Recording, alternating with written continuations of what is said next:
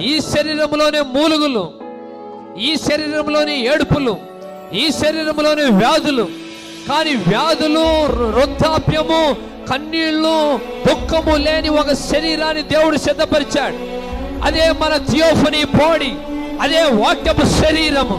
ఒక రోజున మరణం అంటే మీరు భయపడతారేమో.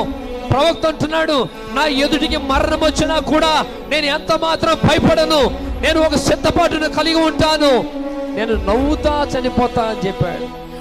ఎందుకంటే మరణం అంటే మరేదో కాదు, నీ పక్కనే దేవుడు నీ కోసం ఒక అదృశ్యమైన శరీరాన్ని సిద్ధపరిచాడు. నీ థియోఫనీ నీకు ఎంతో దూరంలో ఉండదు, ఒక అడుగు దూరంలోనే నీ థియోఫనీని దేవుడు పెట్టాడు. అది ఏర్పాటు చేయబడిన ప్రజలకు మాత్రమే ఉంటుంది. హల్లెలూయా. ఎన్నిక చేయబడిన వారికి మాత్రమే ఉంటుంది.